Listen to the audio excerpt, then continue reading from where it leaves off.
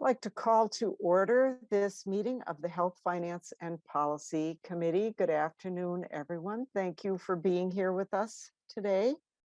The first order of business is going to be to take the roll. Ms. Niedernhofer, would you please take the roll? Liebling, Present. Hewitt, Present. Schumacher, Schumacher present. Ackland, Ackland present. Thacker, Thacker present. Bonner, Bonner present.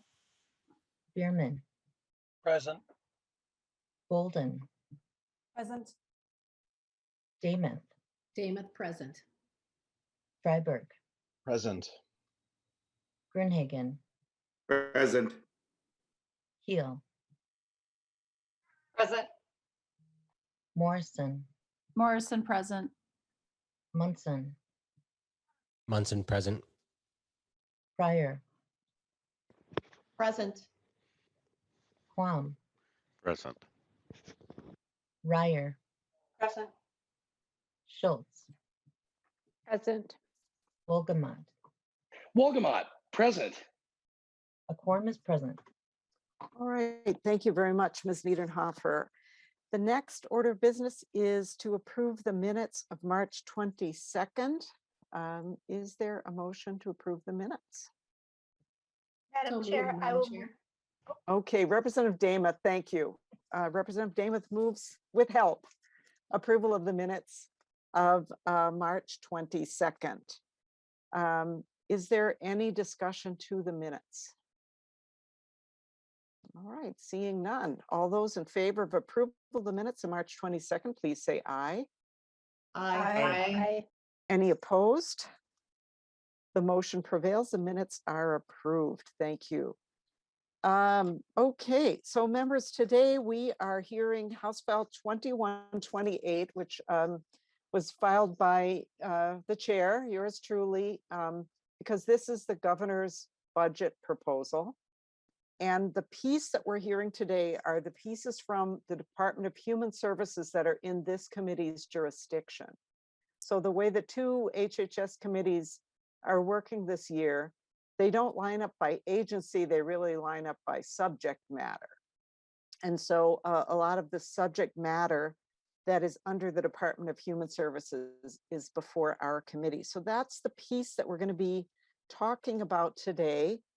And there's a lot in this. So we're gonna get a walkthrough, and then we're going to hear from members of the public on the various pieces. And this is, for those of you who haven't been through this process before, just again, to be really clear, this is the governor's budget. This is not necessarily what this committee's budget bill is going to look like, but you can probably be pretty safe in assuming that a lot of the pieces of what's in this bill will end up in our omnibus bill.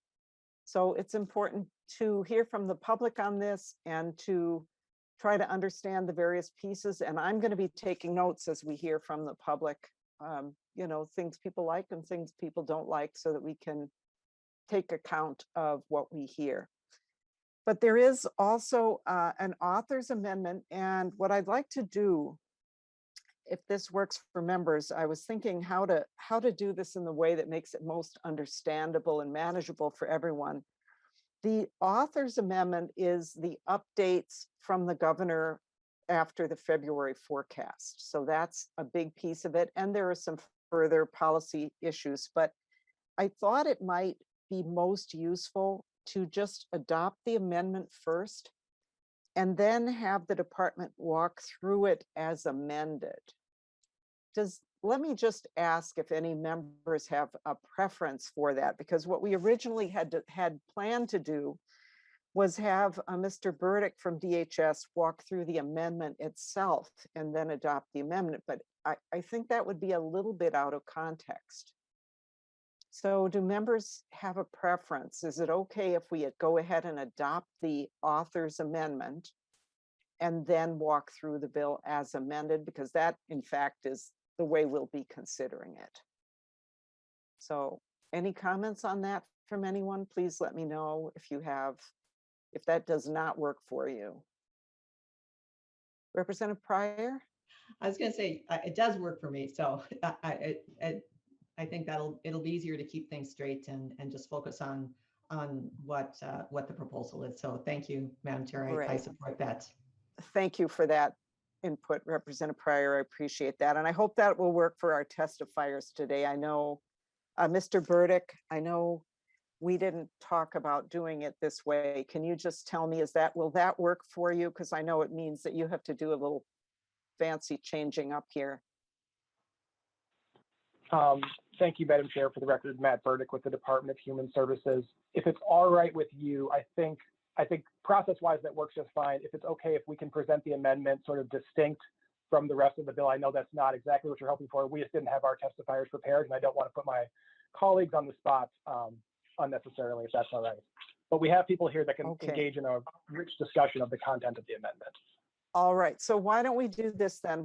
I will move the A210107 amendment to get the bill in the order in which I would like to have it presented.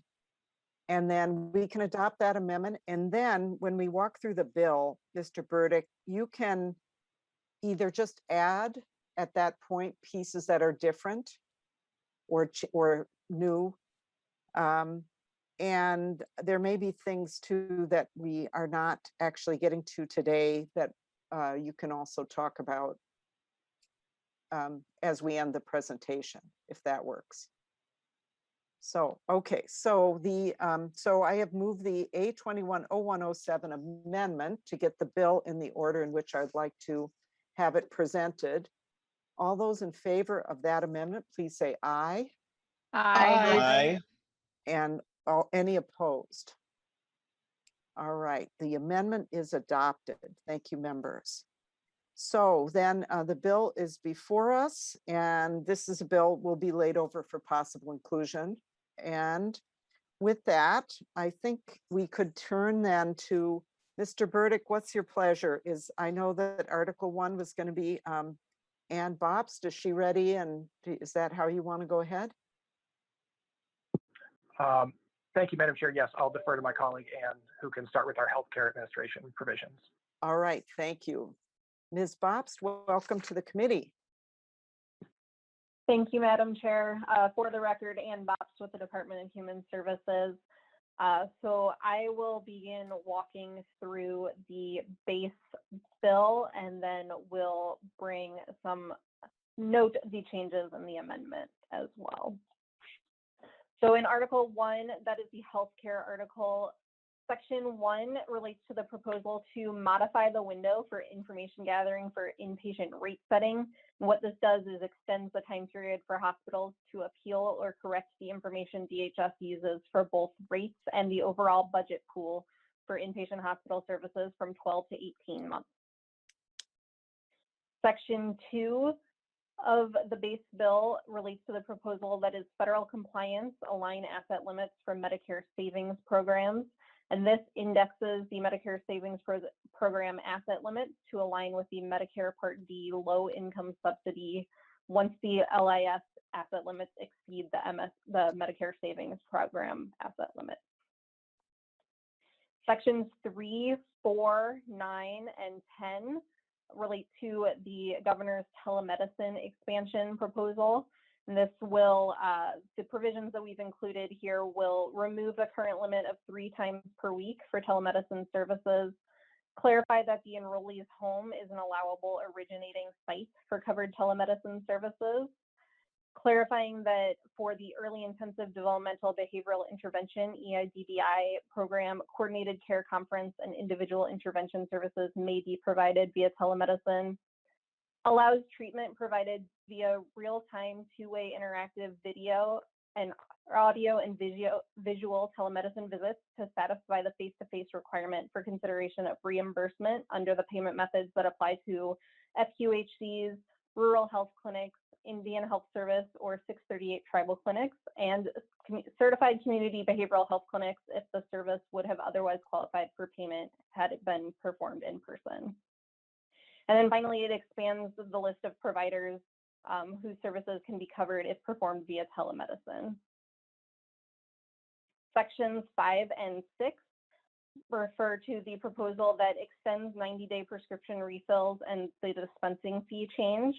This would allow certain non-controlled substance, low-cost medications to be filled in up to a 90-day supply, modifies the pharmacy dispensing fee to align with the results of the 2020 cost of dispensing survey, and it has a technical correction to the payment of multiple dispensing fees for pharmacy claims for compound 4 drugs.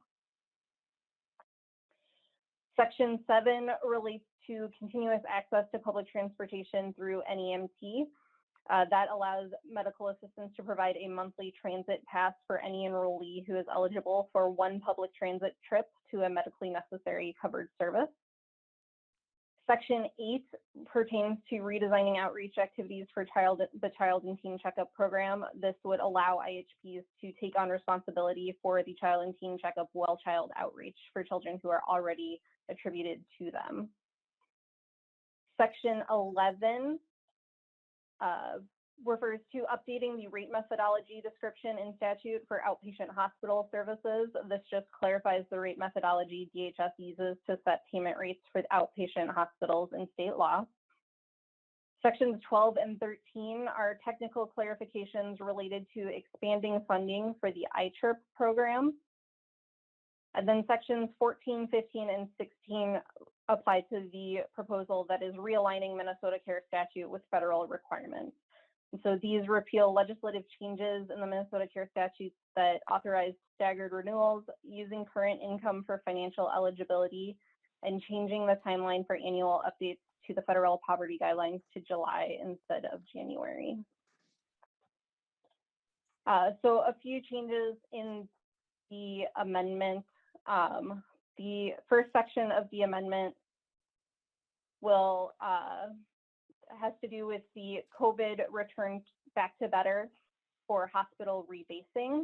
Sections 1 and 2 of the amendment refer to those changes that are necessary.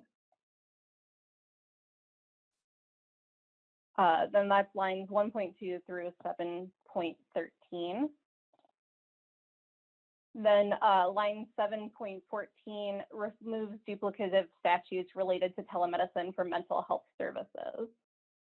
Line 7.16 through 13.13 adjusts the FQHC and RH and rural health clinic rebasing to account for the impacts of COVID on utilization. Line 13.14 also removes duplicative statutes related to telemedicine for mental health services.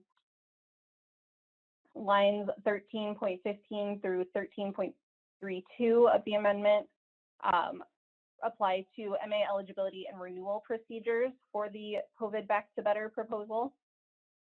Lines 14.28 and 15.7, or sorry, my apologies. Lines 14.1 through 14.27 are the language for a study on the public option, and that was included in the supplemental budget.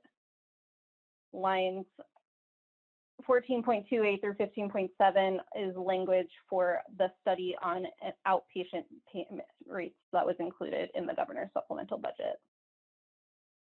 And with that, I will turn it over to Inspector Moti for Article 2 of the bill.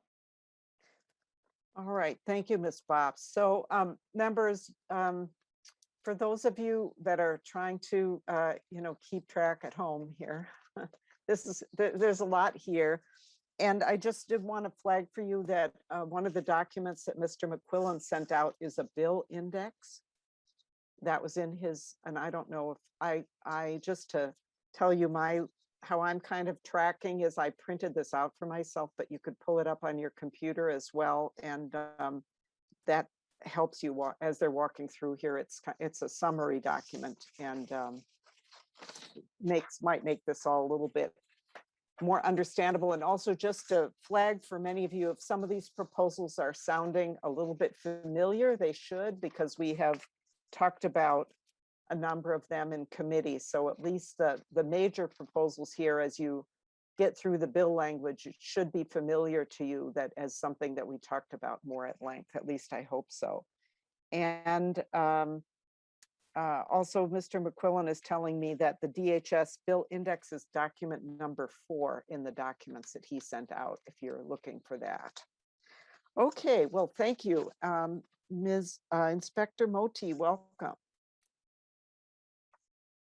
Thank you, Madam Chair and committee members. My name is Kulani Moti, and I serve as the Inspector General here at DHS, and I'll be going over the bills related in our area. So this is Article 2, Licensing and Background Studies, in Sections 1, 2, 22, 23, and 24, adding new background study partners. And this adds background study requirement for navigators, in-person assisters, and certified application counselors to MNsure statutes, updates the background study requirements in the PELSI statutes, which is the Professional Educational Licensing Standards Board, and adds fees for background studies conducted for MNsure, PELSI, and the Board of School Administrator. In Section 3, this is our withdrawal management fees. In 2015, licensing requirements for a Medicaid withdrawal management benefit were enacted. A licensing fee was not established at the time because the intent was for withdrawal management to replace the detoxification program license.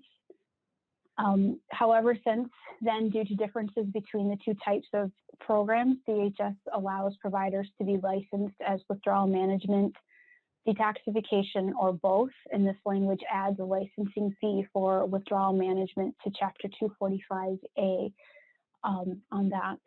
In Sections 4 through 6, 9, 10 through 18, 20, and 21 through 33, this is our background studies federal compliance. And it modifies Chapter 245C to include background studies requirements in 245C rather than in various programmatic statutes, and would add all background studies requirements to 245C. It creates a new section, 245C.031, to codify alternative studies completed by DHS and forwarded to county and tribal agencies to make eligibility determinations. It also includes language that changes the basis of authority for DHS to receive national and state criminal history record information from Public Law 92.544 to the National Child Protection Act, Vulnerable Children Act, also known as the NCPA VCA. It clarifies that for childcare facilities, an employee must be removed from the center, not just from direct care with children, if the employee is subsequently found to have committed a disqualifying offense. DHS would implement the updated Chapter 245C effective July 1, 2021. In Sections 7, 8, and 18, this is for the EI-DVI background studies. It adds EI-DVI providers to the list of providers subject to the background study requirement and in 245C, and would require them to use the net study system. It creates clear exclusion criteria to apply to people who have criminal backgrounds that would otherwise prohibit them from working directly with children and vulnerable adults. This proposal will also identify as a single background study resource for EI-DVI providers. And then Sections 25 and 34 is our transition to fee schedule for background studies. The proposal updates 245C to remove the fees from the statute and allow DHS to publish a fee schedule, which is similar to what the BCA does. Currently, fees for all study types are established in statute, and most of the studies are listed with a base fee of $20, which hasn't increased since 2005. More study types have been introduced, and more of those studies require higher level studies, including FBI and national maltreatment checks. And our current cost is well below the actual cost of DHS completing a study, and our average is around $42 per study. Changes would be effective July 1, 2021, with fee increases beginning September 1st, 2021. And then going forward, a fee schedule would be published in April 1st in subsequent years, with any increases effective July 1 of the same year. And then one moment, I have in regards to the amendment. lines 15.8 through 23.32, and it's under our COVID Back to Better. And this is in regards to our background studies and background studies components to support the transition out of the COVID emergency period and other conforming changes to the other background studies provisions in the bill.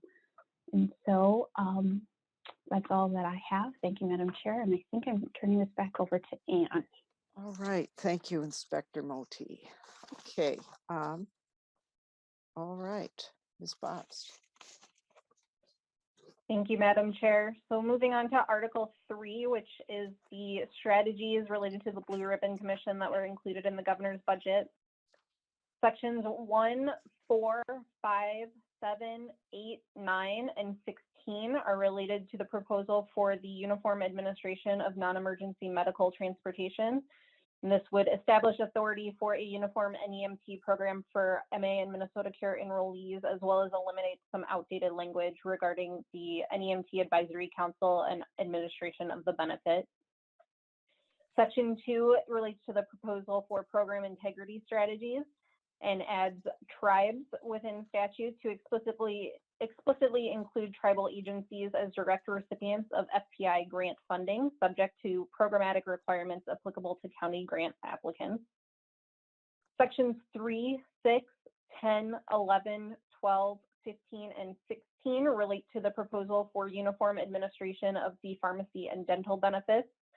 This would restructure the payments and administration of dental payments or of the dental benefits across MA and Minnesota Care by establishing a uniform administrator model and repurposing the critical access and rural dental rate add-ons into a 54% rate increase over the current MAC schedule for adult dental services and a 24.4% rate increase for children's dental services. It also moves administration of the medical assistance outpatient drug benefit to DHS. And then sections 13 and 14 relate to the proposal for the durable medical equipment DME rate methodology. This changes the medical assistance rate reimbursement formula for DME that is also covered by Medicare, but not currently subject to the upper payment limit to pay the equivalent Medicare rate, and then simplifies the reimbursement formula for products that don't have a Medicare rate to a methodology based on the provider's cost. And then to the amendment, lines 23.33 through 24.14 relate to the Blue Ribbon proposal for the encounter alerting system. This was language that was erroneously omitted from the original draft of the language related to the proposal that expands use of the healthcare provider encounter alerting system. Lines 24.16 and 25.2 through 25.24 are related to the pharmacy carve-out, and this modifies the co-payment for brand name drugs included on the state's preferred drug list, PDL, to be equivalent to generic drug co-payments. Lines 25.25 through 25.27 adjusts the effective date of the pharmacy carve-out to align with the completion of necessary IT work at DHS. Lines 25.28 through 25.30 is related to a modification that was made in the DME proposal. Then this restores the state-only funded higher rate for pressure support ventilators. And that, Madam Chair, concludes my walkthrough of the Blue Ribbon Commission section. All right, thank you. So other than that, the DHS portion of the bill is Article 6, which I think is the appropriations section, and we weren't going to walk through that. I think we have Mr. Greenman here if there are questions about the appropriations. And so I just do want to make a comment, knowing that you know, some of you are kind of newer to this process, and this can be a very confusing process. Not only there's a ton of information that we're dealing with here, but the format in which we look at this is really different than what you might expect. And so just one thing that took me a number of years to understand until I actually was chairing a committee and writing and in charge of putting together a bill is that as we walk through, and you might notice the testifiers are saying, they're talking about sections that aren't necessarily next to each other, that proposals are kind of spread out in different sections of the bill. And that's because the bill is written in the order of the statutes that it affects.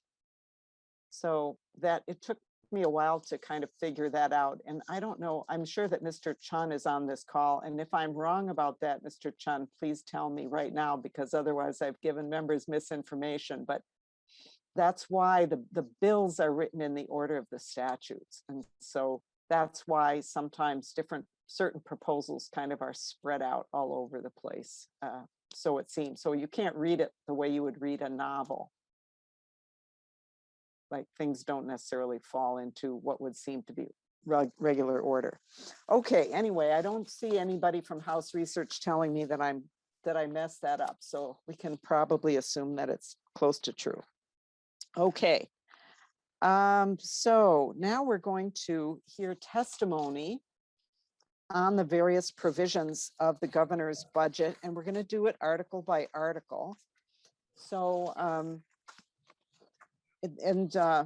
also, this is our attempt to try to help to make this a little bit more understandable for members, to ask testifiers to do this article by article. And Ms. Krinke is first. And so if you can, testifiers, those that are on right now, if you can be very clear with us about what proposal you're discussing, just so that your testimony will be much more helpful to us if we all understand what proposal you are addressing. And I know Ms. Krinke is a master at this, so I'm sure she'll do a great job and set the tone for all other testifiers in that respect. So welcome, Ms. Krinke. Thank you, Madam Chair and members of the committee. And I have the distinction of getting to go first because I'm talking about Article 1, Section 4, which is the telehealth section of the bill. And just quickly, we think that this is terrific language that is in the bill regarding telehealth provisions for our public program enrollees. It does, however, omit one key provision that we think is very important, and that is during the public health emergency, we have been able to use the old-fashioned telephone as a modality for telehealth. This has been extremely important to our senior citizens, to the areas of the state that still do not have broadband. And quite frankly, it has helped with disparities.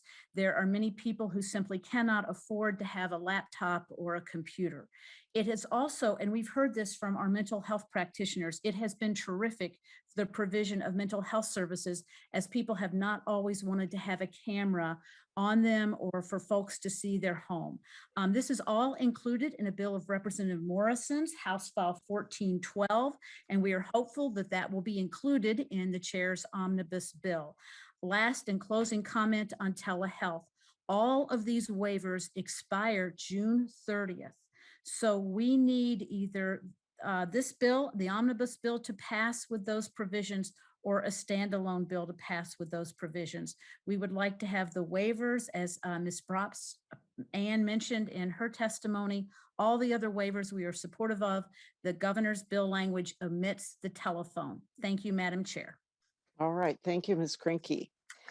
Next, we have Sarah Durr. Welcome.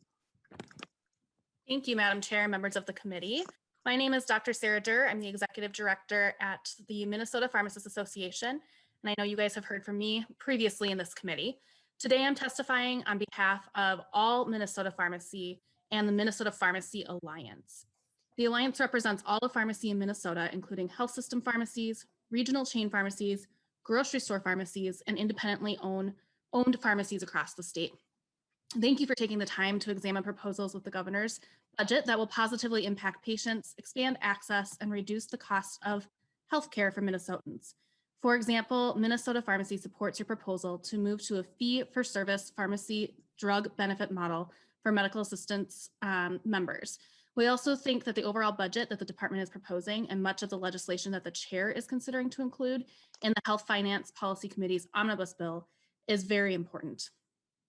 However, today I come before the committee to voice Minnesota Pharmacy's opposition to the provision that would negatively impact Minnesota Pharmacy noted in Section 6 of the bill.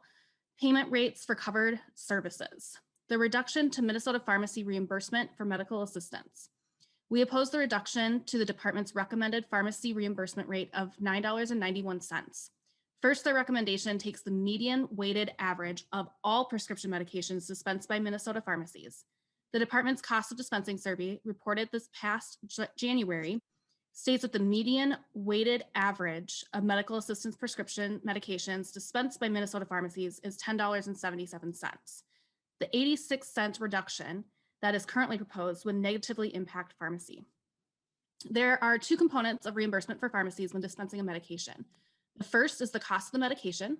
Since the state adopted the CMS outpatient drug rule in 2019, Minnesota pharmacies have used the National Average Drug Acquisition Cost, or NADAC, index for medical assistance reimbursements of ingredient products in Minnesota.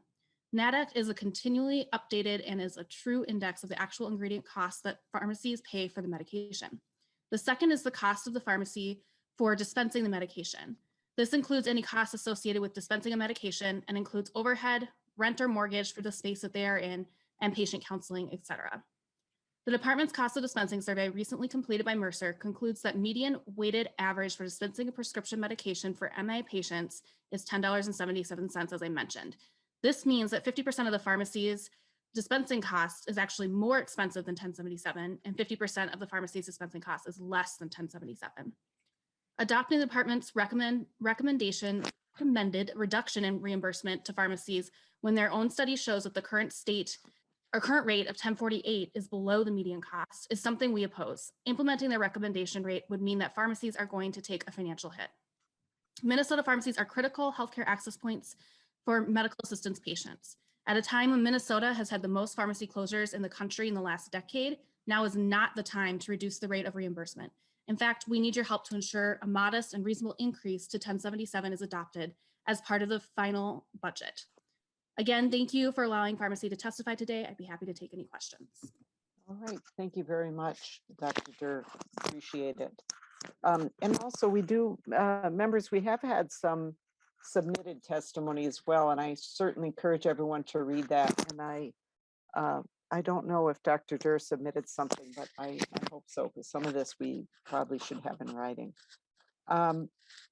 Okay, next on my list is Coral Riplinger. Welcome. Good afternoon, Chair Liebling and members of the committee. My name is Coral Riplinger, and I'm a public health supervisor at Dakota County.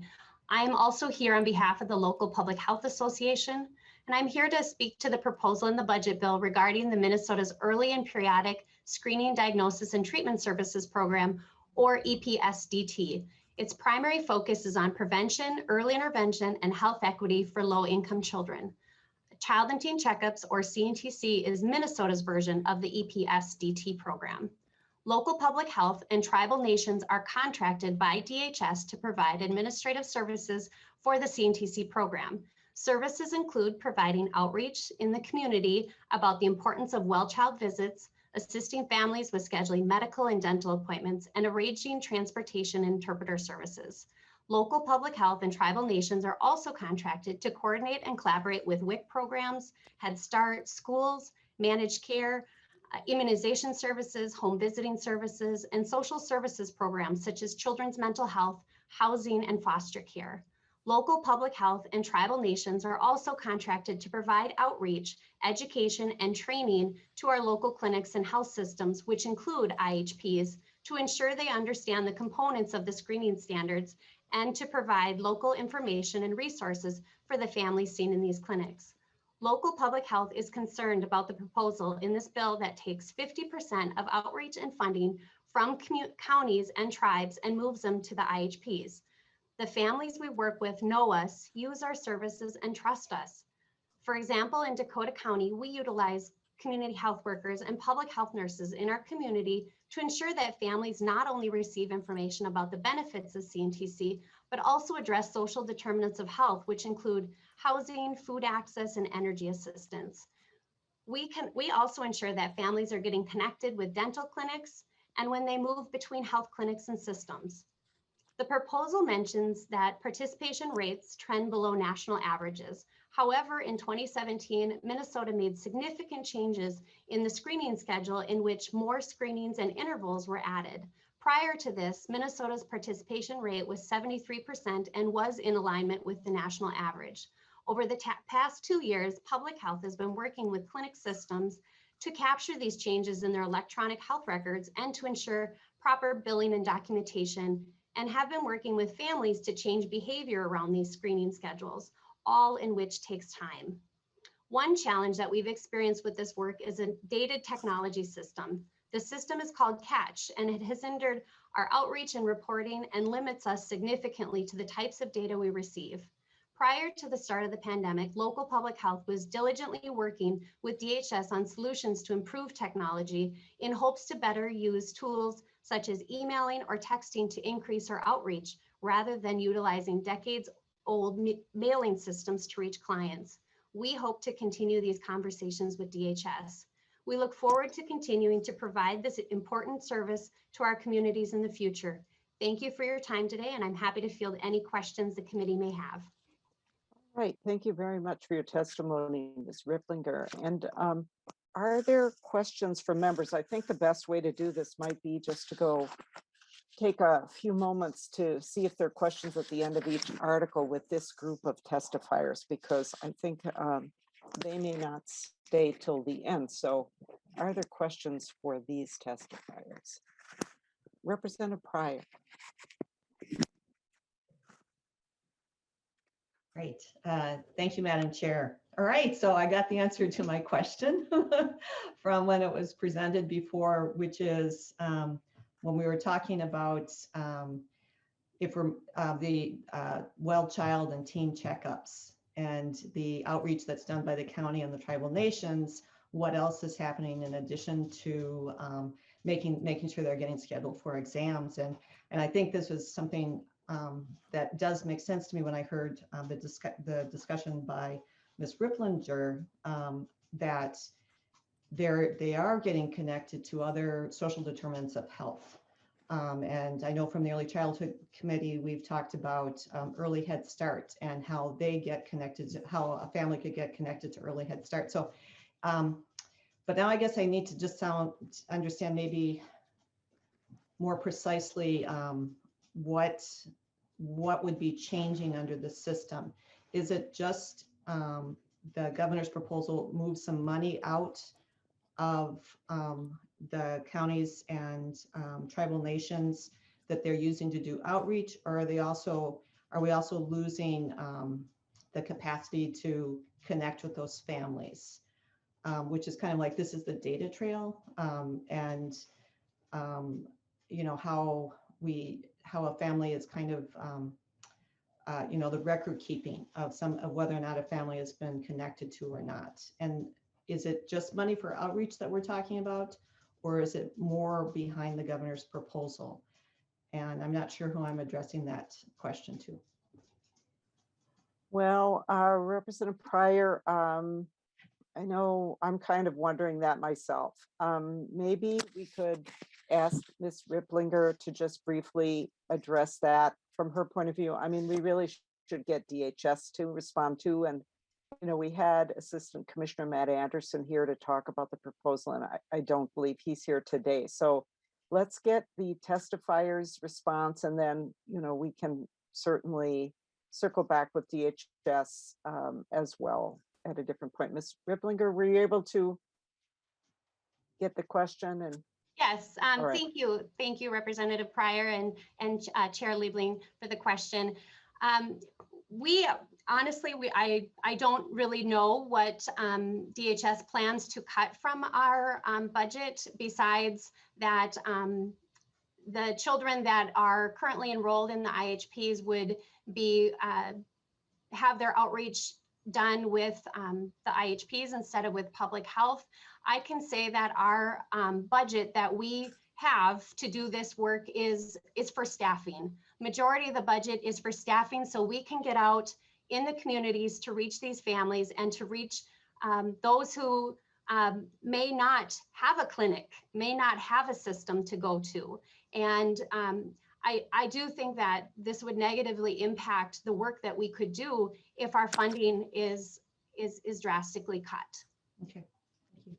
All right, thank you. And my understanding of the proposal itself, if as I recall, Representative Pryor was, they're paying $26 per child to the counties for this outreach, and the savings comes from with the IHPs do it directly, and it was just supposed to be for the checkups that it would be less to have the IHPs do it. That's my recollection of the proposal itself, and we can talk more about that. Representative Bierman. Thank you, Madam Chair. I'm on the same question and hopefully a couple more comments from Ms. Riplinger about the system you're using now. And I guess I just was wondering if you have an approximate of how many children are already covered in the IHPs versus how you're accessing or reaching those kids that are not involved in an IHP.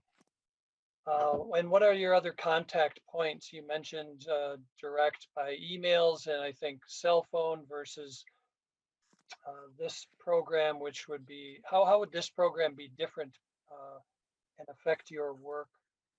And yeah, let's start with that, please. Okay, Ms. Riplinger. Thank you, Representative Bierman. I'll do my best to remember all the questions with this, but really, for Dakota County, I can speak to Dakota County's numbers, and it would be about a $274,000 budget cut for our program in Dakota County. We see about 41,000 children in child and teen checkups in Dakota County. So it's a very significant reduction for us. And I also, this is just with the numbers today that are in currently enrolled in IHPs for what I know. DHS probably has a little bit more information, but if their goal is to get 50% in IHPs versus local public health or tribal nations, it would be 50% of our budget would be gone and 50% of our staffing. And Representative Bierman, and members, I think we're going to have to probably speed things up just a bit here to get through everything we have to. But Representative Bierman, brief follow-up. Just the follow-up, only follow-up I'll do right now is, so Ms. Riplinger, can you tell me if schools, reaching students through the schools is part of your process of reaching these kids? Absolutely. Thank you, Representative Bierman and Chair Liebling.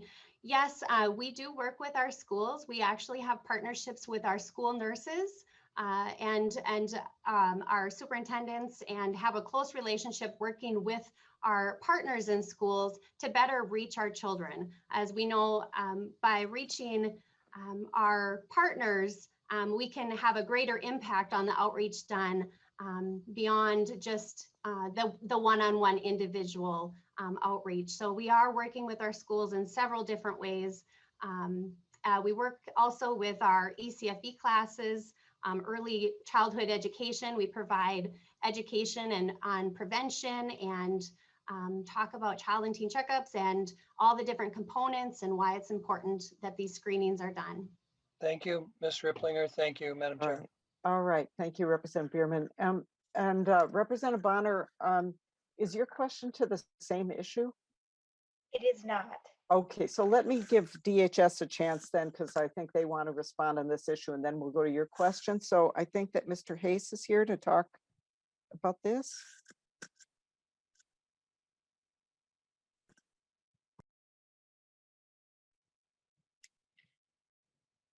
Or someone from DHS that could discuss this issue. Oh, apologies, Madam Chair. Go ahead.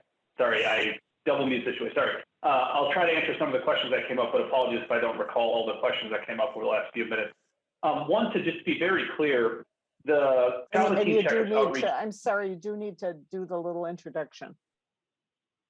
Apologies, Madam Chair. Diego Hayes, Department of Human Services, Race and Policy Manager. Thank you, Madam Chair.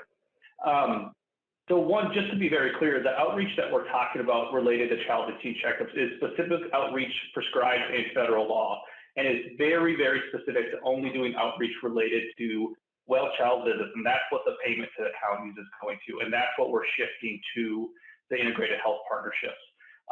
Additionally, I wanted to mention that part of this role is also following up after visits happen. And so the thought is putting that responsibility with the providers that are responsible for the well child visits to also follow up on referrals that are identified during the well child visit will hopefully increase the number of children that go back for referrals. And the data suggests that that assumption is true. I also wanted to mention, Ms. Riplinger mentioned that this proposal doesn't move all children to IHPs. It only moves for children who are already enrolled in an IHP. They would take on the responsibility. For kids that are not part of an IHP, they would remain receiving their outreach through a county or the tribe in which they reside. I'm happy to answer more questions if there are some. All right, thank you. And Representative Bonner. Thank you. I'll try to be quick. The first is I want to appreciate and thank Ms. Krinke for pointing out that there was a bit of a gap in that telehealth, and I know Representative Morrison's bill does actually cover that, which we heard earlier in committee. But the other piece that I have and the question that I have is around the reimbursement rates. You know, I have to be honest, I'm a little bit concerned about moving down those reimbursement rates. We know that disproportionately impacts some of our smaller pharmacies who may have some more challenges trying to cover out and smooth out the edges. And I'm just curious if we have someone here that could give us a little bit better understanding of the rationale behind changing that reimbursement rate. Okay, so you probably are looking for someone from DHS who can answer that. Mr. Hayes, can you do that one as well? I think so, Madam Chair. Apologies, to clarify the question, why we want to reduce the reimbursement rate for telephone? Getting them out. No, we're talking about the pharmacy rate, I believe, right? Correct. Did I get it wrong? The reimbursement rate for pharmacists. Apologies. Yeah. We have another testifier here that can help you out with that. Good afternoon, Madam Chair. This is Chad Hope with DHS, Deputy Director for Purchasing and Service Delivery. The rate that was put forward in the governor's budget proposal comes out of the 2020 cost of dispensing survey. The cost of dispensing survey was funded out of the 2019 legislative session when the dispensing fee was raised to $10.48 based on an Indiana survey. The way these surveys work is they don't come back with a single number and say, this is the right number for a revised dispensing fee. It provides a whole menu, whole table of different variables based on the survey respondents. I believe we had somewhere in the neighborhood of 74% of surveys sent in a response that could be used in the final evaluation. Some aren't included because, say, the pharmacy hasn't been opened a year, or they're not actually physically located in Minnesota. So the report details out all of those steps. And then once you get the results, it's really a matter of looking at the data and evaluating where the rate is and what you want to accomplish with the policy goal.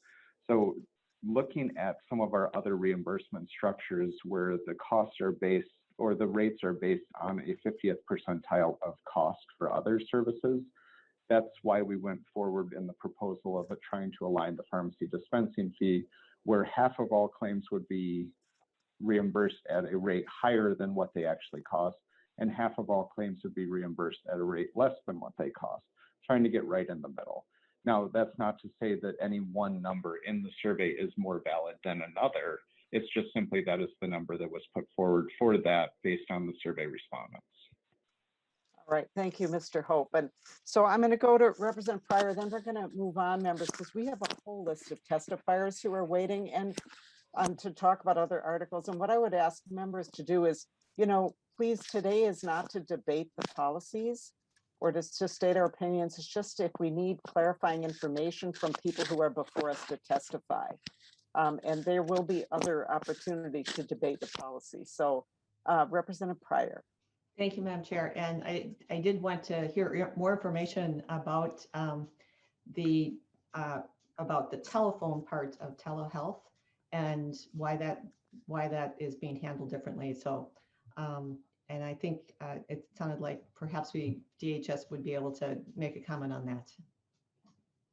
Yes, okay, I'm not sure who, and just to remind members, we did also hear a presentation on DHS's work that they did to try to evaluate telehealth during the pandemic. So we did have that information from Ms. Marquardt, I believe, but Mr. Hayes, is that yours as well?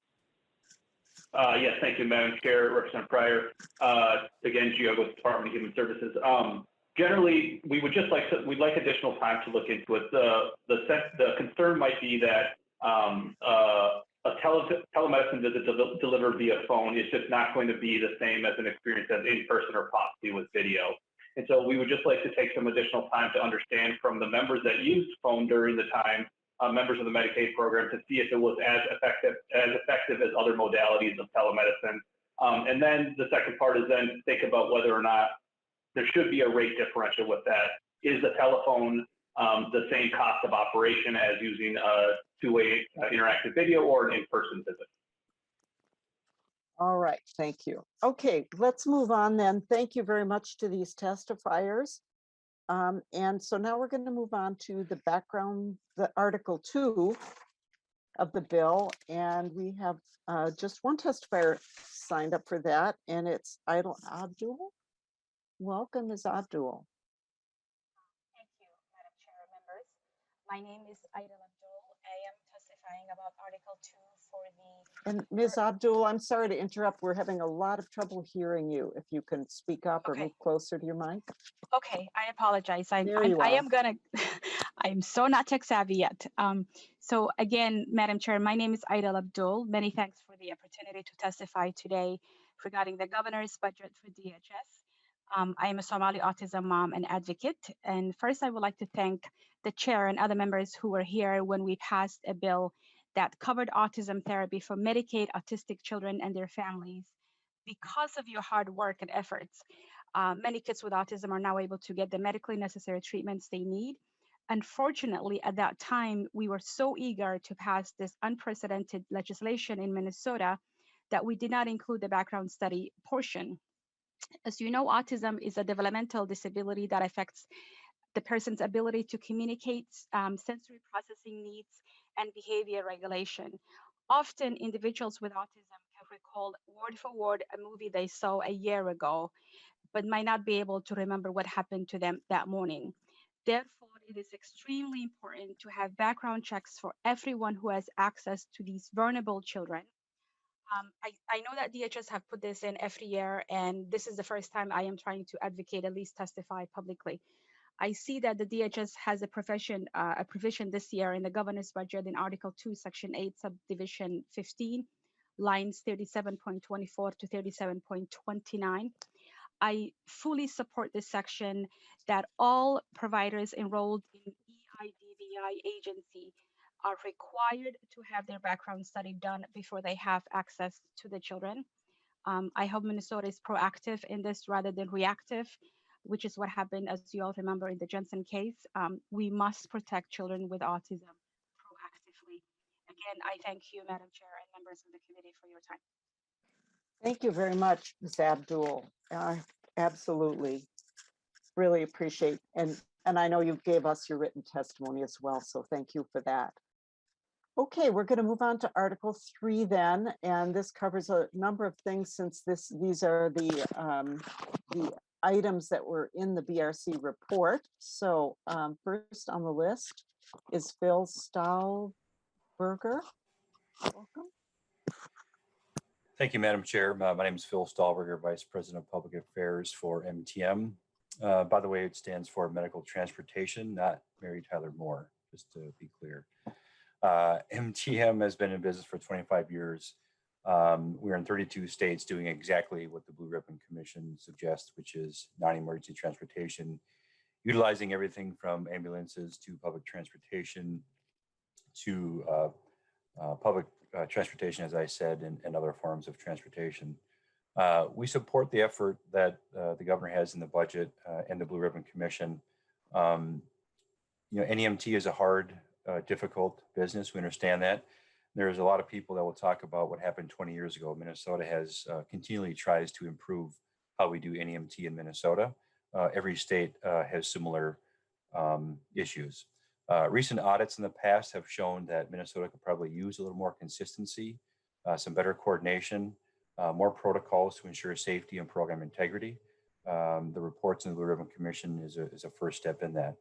While we already require and comply with a lot of those things in the audit, we know that essentially Minnesota probably could use one set of rules for all NEMT across the entire country, all the counties, sorry. We do work with 17 counties, Hennepin, Ramsey, Dakota, all the way up to Stearns, Pine, St. Louis, et cetera. We provide about 55,000 trips. And with that, we know that 40% of those trips are autism related.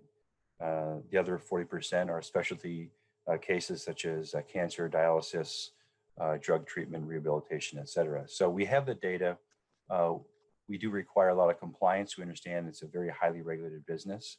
And we hope that the Blue Ribbon Commission did its work in looking at how to best focus NEMT in Minnesota. We think this is a good way to do that.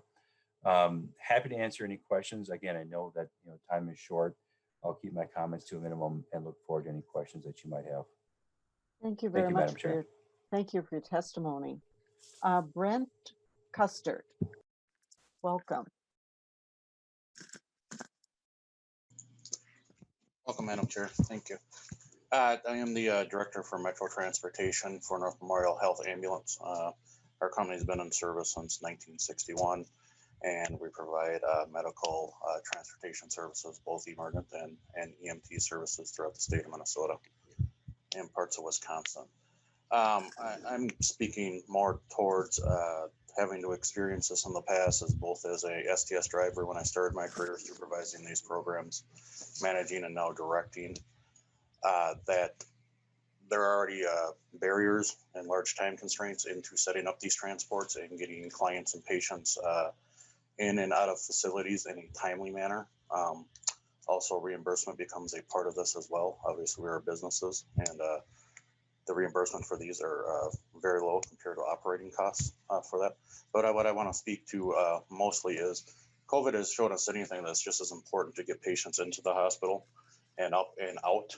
Mainly the processes that we have in place historically when we've done this back in the early 2000s, 2006, 2007, and we kind of had the same concept in place. It did create barriers to moving clients and patients in a very timely manner. And if COVID has cost anything, we need to free up these beds as rapidly as possible. There were also barriers to that program when it was instated, especially on nights, weekends, and holidays. And in my belief, caused undue stress on the patients in terms of billing and other factors of having to now struggle with trying to get the prior auths and things that those occurred. Along with this, obviously NEMT services are vitally important to the state. We agree with that.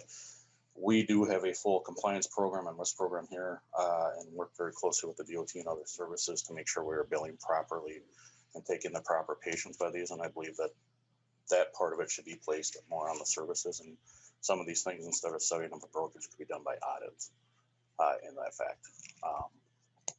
For that, also since COVID, we have seen our requests increase since other transportation companies have set down or have shut down during that time, and we have seen our increase, and we're struggling to also keep up with requests. On average, we do 30 to 40 transports a day in this realm, and our average cost of the transport is $190, and we're getting reimbursed on average $88. So for us, that leaves us of a last year in 2020 a loss of over $800,000 to provide these services. Again, we do think it is vitally important that these services are provided, but we don't believe that the proposals of this is the best way to go about that. All right, thank you very much for your testimony. Rosie Anderson, and just to all the testifiers, we're happy to have you. Just be sure you give us your name and who you're representing, and do please try to stick to 2 minutes because we want to give everybody an opportunity. Okay, Ms. Anderson, welcome.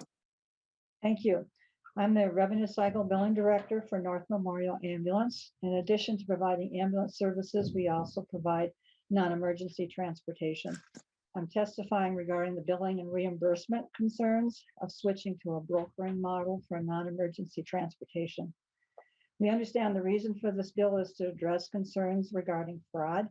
I've been with North Memorial for over 20 years, and I've never been contacted by the Department of Human Services regarding fraudulent billing. As transportation providers, we ask, where is the fraud? Representatives from DHS tell us there is extensive fraud in the industry, and if they know where that fraud is, then they must know the organizations that are committing the fraud, and why aren't they addressing these organizations? Most of our transports are for discharges from hospitals. We serve 5 hospitals within the greater metropolitan area. The patients have been treated at the facility, and the mode of transportation has already been determined by the physician attending the patient, and that documentation is in the patient's chart. Requiring an outside review by a third party who has no knowledge of the patient condition or the needs at the time of transport delays the transport and creates additional burden to discharge planner. The problem with using a broker is the discharge planner at the hospital either don't have time to contact the broker or they forget to do it. If this happens, we cannot bill for our transportation services. Not being able to bill for the transport because it wasn't authorized and the low reimbursement we receive when it is authorized creates a financial loss to our organization. Thank you for your time. All right, thank you so much for your testimony. Jeff Newstad, welcome. Welcome. Chair Liebling and members, my name is Jeff Newstad, and I'm here today representing Lakes Medivan Incorporated. I would like to oppose the governor's proposal of the HF number 2128 in regards to the drastic changes to the NEMT program. We have been in the NEMT business for over 36 years, and we serve about 37 rural counties in the state.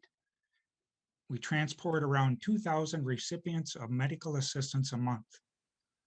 In the last year has been very trying since COVID. Lack of business, low rates, added costs due to the COVID have made it near impossible to exist.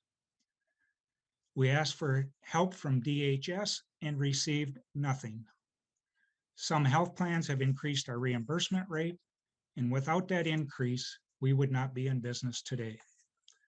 The broker model has failed 3 times in this state. DHS continues to push for that system. In the years that DHS claims there has been fraud are the same years and are in the same counties that the broker model was in place. So it is obvious it does not work. The impact to our clients and to the providers if you reduce the program by millions of dollars will be devastating to the infrastructure. This will force myself and other providers to go out of business. If the NEMT program does not exist, clients will not get to their much needed medical appointments. This industry was started because it was a cost savings to the taxpayers and it gave patients access to life-saving medical treatments. In fact, we need at least a 20% rate increase to stay in business. With the cost of fuel and insurance and other associated costs that have risen in the last year. We have been a loyal provider to this program, but without an increase, we will be closing our doors. Thank you for the opportunity to speak to you. All right, thank you very much for your testimony. Scott Isaacson, welcome. Thank you, Madam Chair and members. My name is Scott Isaacson. I'm here today representing Lyft Transportation, which has been serving rural communities of East Central and Northern Minnesota for 22 years. Our organization strongly opposes HF 2128 regarding the radical restructuring of Minnesota's non-emergency medical transportation program. First, reducing rates for NEMT providers will actually result in increased healthcare costs in the future. There's a study by Florida State University that showed that every dollar spent on NEMT actually saves $11 in healthcare costs down the road. Managed care, along with adequately funded providers, have demonstrated tremendous effectiveness at providing high quality NEMT service while controlling costs, as both parties have a vested interest in the safety, service quality, and overall health of managed care members. As costs continue to rise, it will be impossible for us to provide necessary levels of service and care if rates aren't increased respectively. There needs to be a push to invest more in NEMT, helping remove barriers to care for those who need it most. Secondly, the broker model for NEMT has already proven itself incapable of meeting the needs of Minnesotans with physical, mental, and financial challenges. 2014, MTM failed as a broker for Blue Cross, resulting in termination of their week-old contract. Recently, Blue Cross contracted with Logisticare to manage transportation for their members. After only a few months, Blue Cross terminated this contract as well because Logisticare failed to provide adequate service. Those are the two largest brokers in the country, and they proved they're unable to meet the needs of even a small segment of the population affected by this proposed legislation. If this failed model is expanded, those who desperately need the care, people with disabilities, vulnerable adults, elderly, and children will be left behind. As a result, this group's healthcare will decline, costs will escalate, and they're going to require more intensive, urgent emergency care. HF 2128 will expand a failed broker model and add a layer of unnecessary costs. Brokers only have a transactional interest in the care of the people they serve. This funding would be better allocated in the form of rate increases for transportation providers. Then we can provide improved levels of service, hire more trained professional drivers, and serve the expanding needs of Minnesotans. Just yesterday, our organization had to turn away the equivalent of 30% of our schedule because we're currently unable to hire a sufficient number of qualified drivers under the current rate structure. On behalf of our organization and the people we serve, please don't allow HF 2128 to move forward. Thank you very much for your consideration. Thank you. Okay, let's see. I think the next person is Rudy Finsep. Oh, I'm sorry. Let's see. Yeah, Rudy Finsep. Welcome.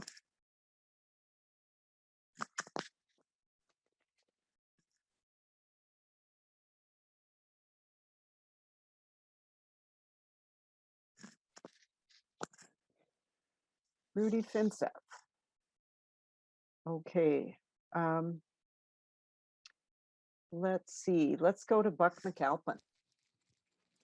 Madam Chair, members, thanks. Buck McAlpin, I represent the Minnesota Ambulance Association and the Rural Non-Emergency Alliance called R80. I've talked times as we had informational hearings about this issue, and we've appreciated that. I think some providers today have covered some of the issues with the program, but I actually wanted to just talk about the fiscal note because I spent some time looking at that today, which I know this committee has to consider.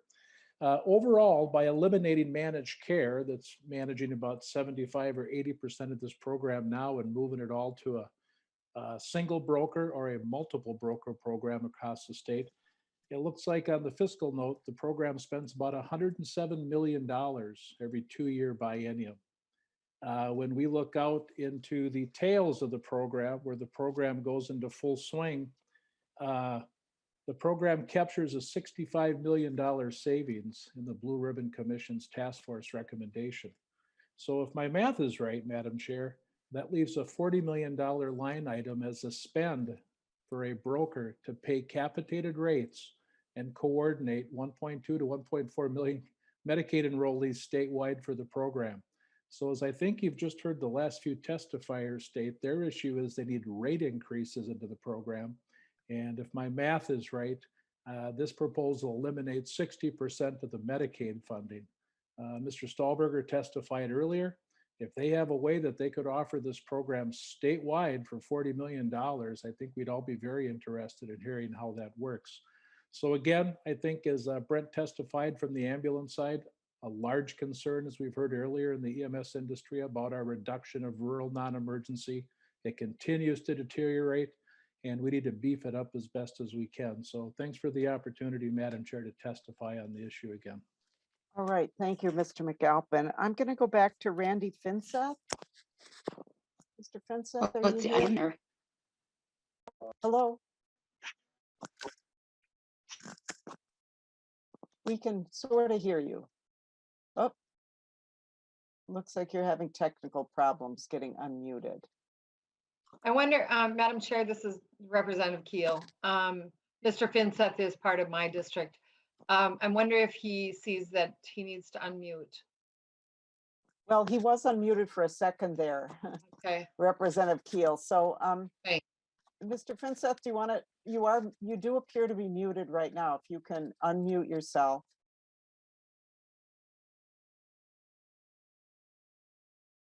Okay, you know what? We'll go on to the next testifier, Mr. Finseth, and happy to take you if you're able to make the connection.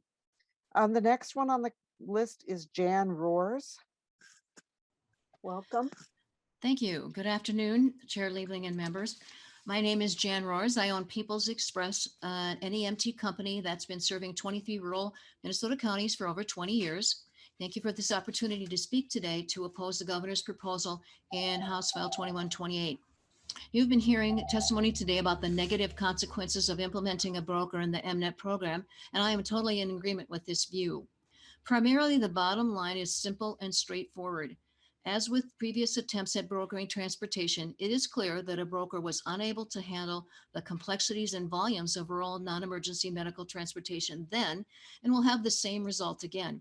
It does not take any imagination to know the results will be a disruption and drastically reduced or unavailable transportation to the vulnerable people who need it.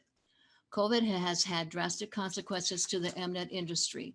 My company saw an approximate 63% drop in volume just in the past year. While some transportation is slowly returning, the landscape of the industry is forever changed. DHS did nothing to recognize this struggle to continue operations or provide support. Fortunately, the MCOs recognized the importance of helping maintain the transportation network and provided a lifeline for us. These MCOs represent approximately 75% of the transportation, with the fee-for-service having the remaining 25%. The idea of moving 75% of enrollees to a program that admits it cannot supervise it, rather than moving the lesser 25% to systems that are able to do a good job, doesn't make sense to me.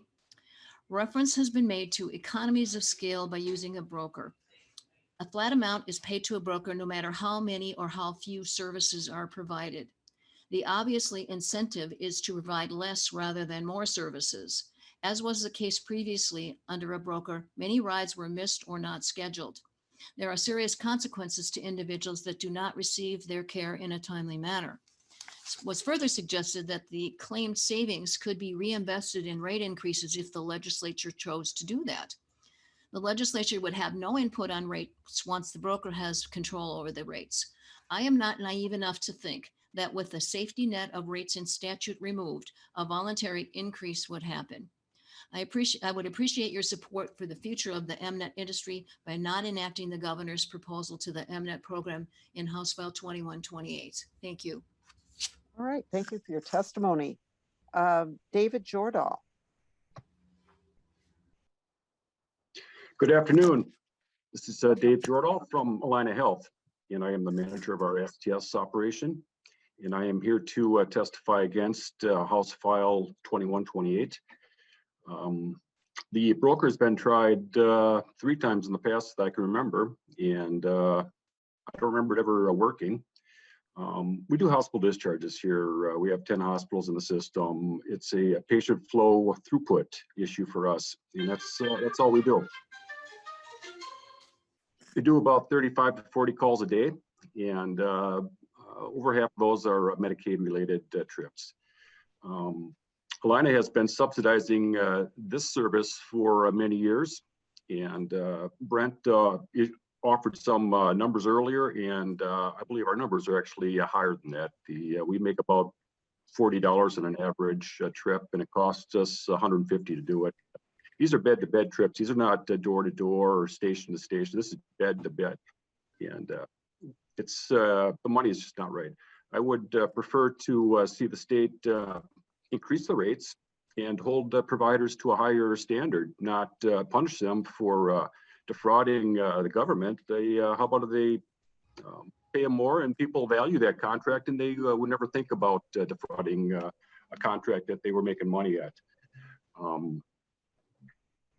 The middle person in the past, so the way it works is a person gets ready for discharge, social worker does all the planning, calls a dispatch center, it's all same day stuff.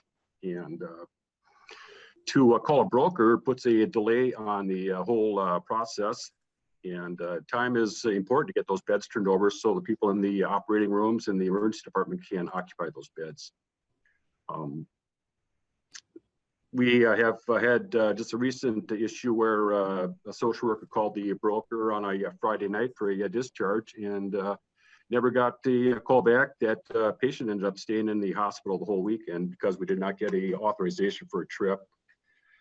And which I quickly commented to them, don't let that happen. You just call our dispatch center. We will do it without getting reimbursed because it's that important to get those beds turned over. So I would strongly support doing away with the broker and House File 2128. Appreciate your time. Thank you. All right, thank you, Mr. Jordahl. So we're going to pause here because we're going to switch subjects with our testifiers, and we have 4 testifiers. Representative Hewitt, do you have a quick question? And then before we change subjects? Madam Chair, in the interest of the committee moving forward, I'll hold back and I'll meet with MTM separate. Thank you. All right, thank you, Representative Hewitt. Okay, Mary Krinky. Thank you, Welcome back. Madam. Thank you, Madam Chair, members of the committee. For the record, my name is Mary Krinky and I'm with the Minnesota Hospital Association. I'm referring now to Article 310 of the bill. MHA is opposed to carving out the outpatient prescription drug benefit from the prepaid medical assistance program and moving this benefit to the fee-for-service program. This will result in a significant loss in payments to all critical access hospitals and to our safety net hospitals that care for a large number of low-income individuals. These hospitals are currently able to receive higher reimbursements from the health plans because they are qualifying entities under the federal designation as being a 340B covered entity. Hospitals are dependent on this 340B program to help us fund our uncompensated services out in the community. And I just want to note for the committee, this is not a small change. There are approximately 750,000 people that are in the PMAP portion of our Medicaid program. And we would urge you all to think very cautiously about disrupting this 340B program because it is so important to the hospitals. I know that this is not directly mentioned in the bill. It's due to a federal trigger in the federal rules that were passed in 2016, that when these programs are managed under fee-for-service, then it reduces the 340B discount and the 340B savings for our safety net providers. Thank you very much, Madam Chair and members. All right, thank you, Ms. Krinky. Dr. Riggs, welcome. Madam Chair and members of the committee, for the record, my name is Dr. Sheila Riggs, and I'm the chair of the Department of Primary Dental Care at the University of Minnesota School of Dentistry. I also chair the Dental Services Advisory Council, which is advisory to the Department of Human Services. I'm testifying today on behalf of the Minnesota Dental Homes Collaborative, a collection of critical access dental providers who have met weekly for over 15 months in an effort to identify opportunities where nonprofit dental clinics, private practice dentists, and educators in the field of dentistry could collaborate on public policy initiatives that sought to expand access to dental care and address disparities in our current delivery system. The Minnesota Dental Homes Collaborative would first like to thank Governor Walz and Commissioner Harpstead for the significant investment in the oral health of low-income Minnesotans contained in the governor's budget. A sizable influx of new dollars into the program is necessary if we hope to address the very real and growing problem low-income Minnesotans face when attempting to access dental services. However, the Minnesota Dental Homes Collaborative has significant concerns with the portion of the governor's proposal that would eliminate the critical access dental, rural access, and children's rate enhancements, in favor of an across-the-board fee-for-service rate increase. Safety net providers across the state rely on these rates to keep their doors open. More importantly, public program enrollees generally rely on us CAD providers, as fewer than 300 of the 4,000 dentists in the state account for over 2/3 of the Medicaid enrolled dental workforce. Over the years, we CAD providers have developed clinical models that revolve around the unique needs of the medical assistant population, whether it's serving low-income children in schools and Head Start facilities, treating individuals with disabilities and older Minnesotans in their places of residence, or staffing dental clinics with bilingual healthcare professionals to serve immigrant and refugee populations. Critical access providers have stepped up to fill an important role in the dental community and are uniquely suited to provide high quality care to the patients that we see. The governor's proposal relies on the historical medical assistant fee-for-service rate, last set in the last century, in the late 1980s, which does not accurately reflect what critical access providers are currently being paid by the third-party payers, and therefore creates a very real possibility that these essential safety net providers could see a reduction in the reimbursement rate as a result of this proposal. All right, Dr. Riggs, I have to ask you to wrap it up. You bet. So we just want to note that we're working closely with DHS and Representative Reier. Thank you very much for your testimony. Kate Tanjum. Thank you, Chair Liebling and members of the committee. My name is Kate Tunjum, and I am the Chief Operating Officer at Southern Heights Dental Group. And today I am here on behalf of Southern Heights Dental Group just to give testimony on a portion of the governor's budget that is very concerning.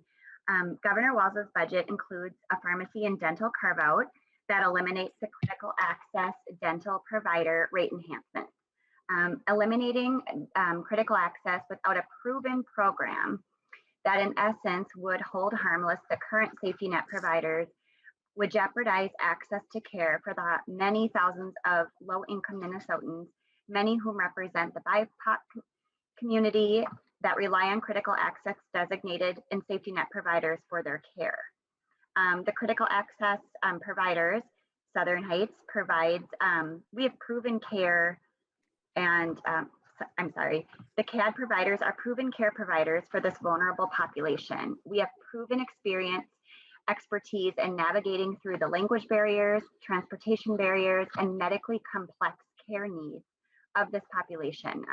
This carve out would destabilize the foundation that we as a safety net provider have built to serve the community. And so it's just really critical that we're able to continue to serve the population that we do.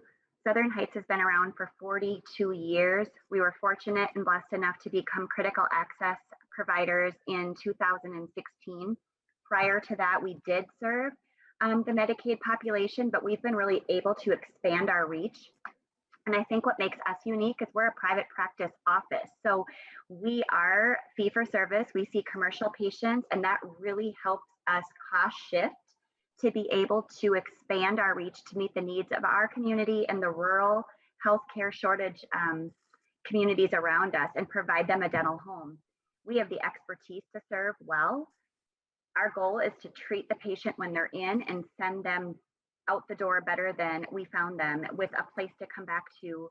And a lot of times that isn't what the broad sense of dental offices would be able to do, because we're equipped to meet their needs. Again, we've hired Latino translators and Somalian translators, and we work with care coordination to make sure that they are back in to receive their care. We have dental therapists, we have 32 operatories and multiple providers under one roof that we're able to really take care of the patient versus having to refer them out Obviously, we refer when we have to, but it's limited because we have a vast amount of providers with different levels of expertise. And so, Jim, I have to ask you to wrap it up, please. okay.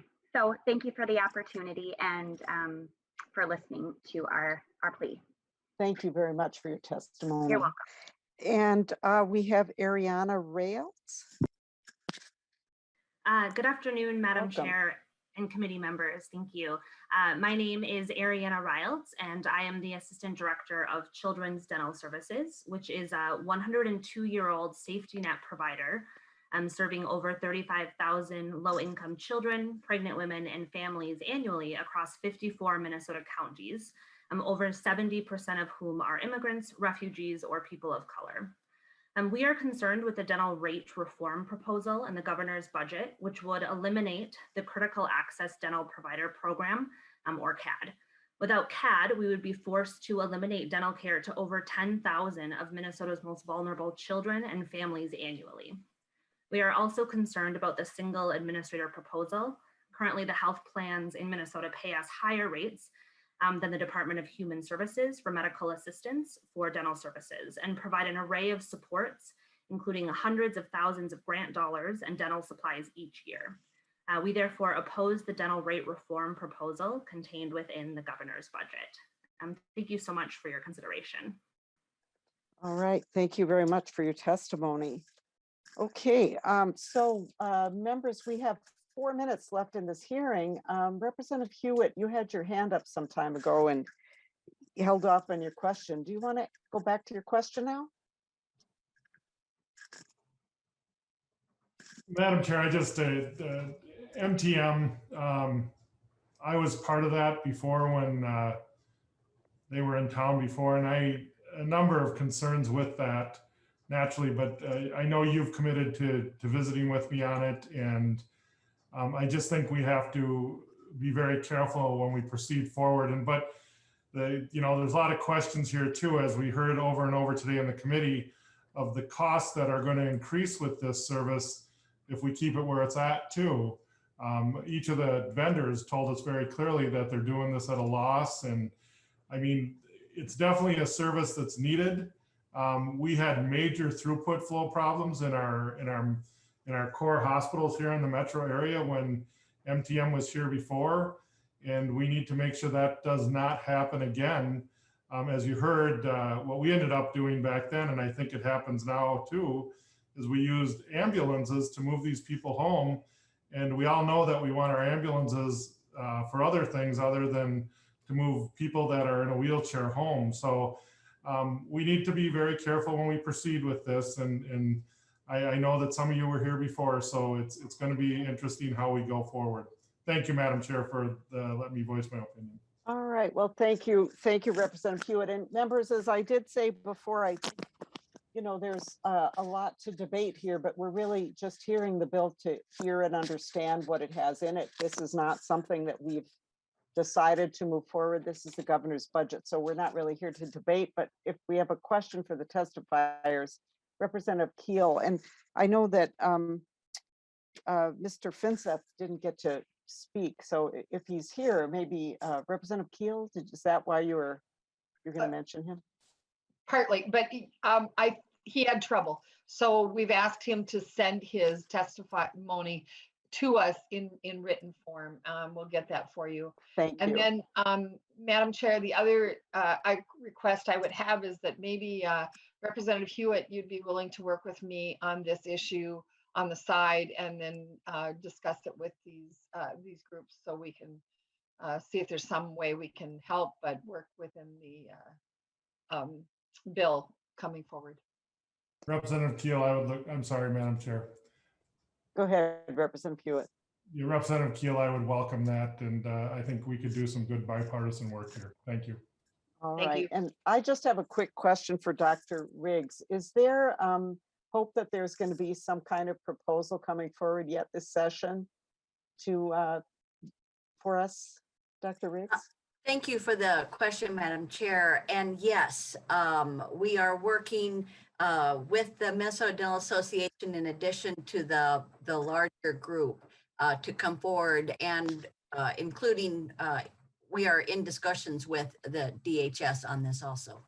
All right, thank you. Well, thank you very much to all of the testifiers today, and I'm glad you came to tell us about your concerns. And so we're going to continue with this bill in the hearing tomorrow, although we're going to